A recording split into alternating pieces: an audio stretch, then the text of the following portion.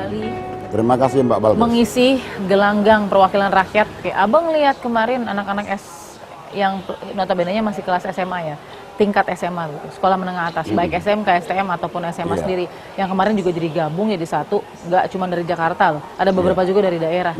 Ini bentuk apa Bang? Dan dia dalam jumlahnya juga cukup besar loh, nggak cuma hanya ikut-ikut seperti itu saja.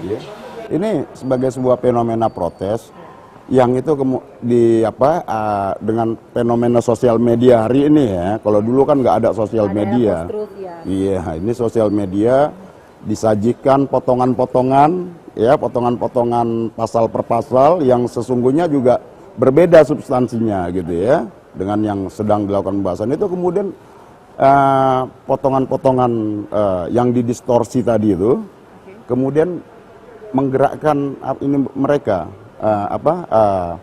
hasrat mereka, oh ya ini nggak benar gitu ya. Ini, nah itu satu ya, tentu tetap itu kan tidak tiba-tiba juga muncul kemudian kesadaran itu lantas menjadi kesadaran kelompok kan enggak.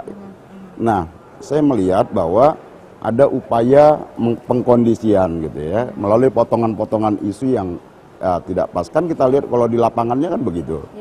Rata-rata tidak memahami substansinya. Kata diamankan berarti kan diamankan dari sesuatu yang mungkin berbahaya. Ketika sampai ditahan berhari-hari misalnya, menurut Abang apa yang bisa dievaluasi dari situ? Karena kan ini juga menyangkut mentalitas daripada mereka-mereka yang ditahan, apalagi yang masih di bawah usia 16 tahun, 15 tahun. Ini kan trauma yang tidak baik untuk ke depan. Ya menurut saya sih ya diamankan dalam rangka pengamanan, melokalisir gitu ya. Nggak apa-apa.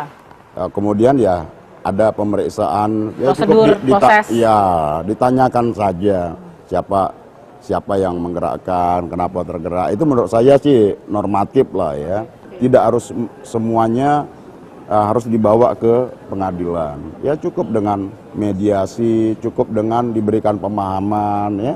Fungsi-fungsi pengayoman dan perlindungan yang dilakukan oleh kepolisian kan itu juga salah satu bagian dari tugas kepolisian.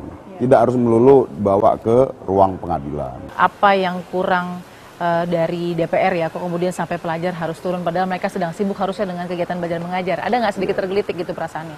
Ya kalau saya sih melihatnya gini, kesadaran mereka untuk melakukan protes, kalau itu dengan isu yang mereka juga paham, bagi saya nggak masalah. Ya, berarti memang pendidikan politik ya, membangun kesadaran politiknya kepada generasi muda itu berjalan. Tapi kalau kemudian walaupun di bawah umur Bang, iya pelajar ini dimobilisasi hanya untuk melakukan tindakan mengacaukan, merusak, itu yang nggak boleh.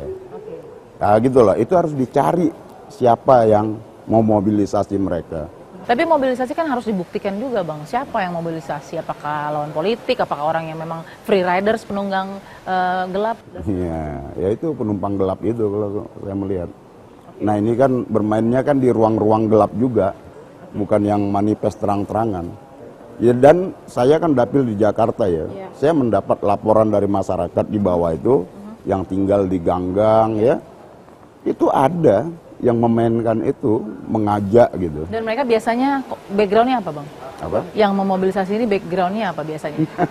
Aktivis juga jangan-jangan? Ya petualang lah. Petualang lah. Memang dia ya senang berada di antara itu, senang ada ketidakstabilan gitu lah, senang dengan instabilitas gitu. Dia merasa hidup dalam ruang instabilitas itu. Jadi petualang-petualang inilah yang memainkan itu, dan mereka punya kaki-kaki ke bawah itu untuk memobilisasi. Penumpang gelapnya ini ya kita bisa. Jadi siapa dong penumpang gelapnya? Dia bingung nih Bang. Ya, dia memang ya dari dulu ya ingin menciptakan friksi-friksi itu. Ya, menciptakan kekacauan aja. Ya, kemudian nanti di tengah-tengah kekacauan itu mereka kemudian menawarkan konsep-konsep ideologi mereka yang berseberangan dengan Pancasila. Abang terima kasih. Kita akan temukan fakta berikutnya. Mas Ren, satu kabar. Baik. Kita lihat sudah 1 pekan lebih. Kita lihat ini polemiknya ya masih ada. Kita belum bisa bilang hilang. Tapi memang fenomena adik-adik mahasiswa yang akhirnya ambil momentum ini untuk kemudian bersama-sama bikin unjuk rasa. Dikagetkan lagi kita dengan fenomena pelajar masuk ke dalam kategori ini. Tapi sayangnya banyak kekerasan terjadi both parties, dua pihak. Nah, Mas Haris lihat dulu seperti apa fenomena ini, kembali lagi ada pelajar-pelajar yang ikut. Pertama sih saya mesti bilang sekali lagi terima kasih ya buat teman-teman mahasiswa di seluruh Indonesia, di banyak tempat, banyak kota yang bergerak, yang saya menyebutnya sebagai sebuah kesadaran baru. Caranya mereka mengorganisir diri, cara mereka berekspresi itu menurut saya menarik. Bahwa kemudian ada yang melakukan kekerasan di dalam kerumunan besar di berbagai titik itu, iya juga. Bahwa kemudian ada partisipasi teman-teman muda yang lain, anak-anak SMK atau yang dibilang STM, SMA, itu juga iya. Bahwa mereka juga melakukan kekerasan, kita lihat dari kacamata media gitu ya, itu juga ada. Tetapi kalau mau dibilang bahwa itu ditunggangi, mereka vandal dalam arti seluruhnya, saya keberatan. Gitu. Jadi menurut saya harusnya proporsional saja. Ada tuduhan organisir, mobilisasi, sepakat nggak bahwa itu pasti ada free riders dan lain-lain? Begini, kita pernah diskusi soal 2122. Ya. Dulu salah satu poin saya adalah kalau nggak salah, yang menuduh bahwa itu ditunggangi, silahkan aja. Misalnya siapa Kiflan Zain, beberapa orang. Dan hari ini kan ternyata nggak terbukti. Mana proses hukumnya? Nah hari ini, kalau dibilang ada penunggang, ada yang memobilisir, dibuktikan saja. Jangan pakai bahasa atau kata-kata ganti ketiga. Ada pihak yang menunggangi, siapa? Apakah menungganginya itu masuk sebagai sebuah kejahatan atau pelanggaran?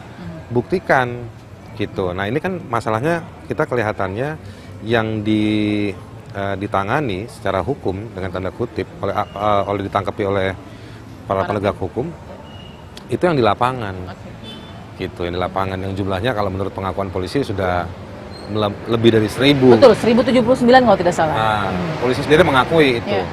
Dan di situ juga ada sejumlah catatan, dua hal paling tidak. Jadi kekerasan dibalas dengan kekerasan, ya kan? Lalu ketika mereka ditangkap, itu banyak dari mereka yang dilepas lewat dari 24 jam. Dan itu mereka, banyak dari mereka yang tidak dapat status hukum. Ada surat nggak yang melampiri mereka bahwa mereka tuh kemarin ditangkap, dilepas, suratnya mana? Ini kan banyak yang di bawah umur. Saya tahu ada yang 16, 15. Ini sama prosesnya atau seperti apa yang dilihat oleh Mas Haris? Kalau untuk anak-anak yang di bawah umur atau orang-orang yang di bawah umur, maka dia harus ada treatment khusus. Pendampingan. Misalnya di kepolisian itu ada unit perempuan dan anak. Maka unit itu harus dilibatkan. Lalu penanganannya juga harus dengan memberitahukan secepat mungkin, sesegera mungkin kepada si keluarga. Lalu pada saat bersamaan itu juga harusnya mendapatkan akses keadilan, akses to justice. Jadi mereka harusnya didampingi semua itu. Nah di dalam banyak saya coba dengar dengan beberapa keterangan dari tim advokasi hukum, itu pada jam-jam awal yang di 24 maupun 25, itu banyak yang tidak bisa akses. Jadi tapi memang beberapa teman akhirnya berhasil mendapatkan akses, bisa telepon ke Kapolri, saya juga bantu bicara ke Pak Muldoko, ada teman-teman yang juga bicara ke Kapolda, ke Dirkrim Susnya juga, Dirkrim Umnya juga. Akhirnya semua mencoba itu dan akhirnya bisa dikit-dikit, dan seiring waktu beberapa jam atau beberapa hari kemudian itu juga dilepas, tapi sekali lagi tidak ada status hukumnya. Banyak dari mereka, meskipun sebagian juga masih ditahan karena kedapatan membawa senjata tajam atau benda-benda yang berpotensi untuk membahayakan. Berpotensi atau mungkin digunakan, diasumsikan oleh polisi sebagai alat kekerasan. Adik-adik mahasiswa ataupun pelajar, Mas Haris, ada yang ditahan sampai berhari-hari nih. Kan tadi kan 24 jam harus sudah ada lah ya. Kata diamankan sama ditahan ini beda cerita nih. 24 jam itu harus dilepas, ya kan? Tapi pada menit pertama, detik pertama ketika mereka ditahan sampai di kantor ditangkap dan dibawa ke kantor polisi, hak pertamanya adalah ada hak pertama. Jadi bukan nggak punya hak. Hak pertamanya adalah harus diminta menghubungi keluarganya. Kalau keluarganya tidak bisa, maka polisi bisa meminta tolong misalnya kepada PPA untuk misalnya berkoordinasi dengan KPAI, Komisi Perlindungan Anak Indonesia, untuk mereka mengirimkan bantuan untuk pendampingan kepada anak-anak itu. Jika anak-anak itu, misalnya kita dalam beberapa gambar kita lihat ada yang juga luka, maka yang pertama juga harus dilakukan adalah mengobati lukanya dulu. Karena begitu mereka ditangkap, kalau mereka mau diperiksa, selain mereka butuh keluarga dan kuasa hukumnya atau lawyernya atau pendampingnya secara psikologis, kan ditanya, kamu sehat apa enggak? Kalau orangnya lagi nggak sehat, nggak boleh diperiksa. Maka itu harus dilimpahkan dengan pengawasan si polisinya oleh si tim mediknya dulu. Mas Haris, terima kasih. Mudah-mudahan semangatnya dari aktivis ini transfer knowledge-nya juga ada ya Mas ya. Kita akan temukan fakta berikutnya.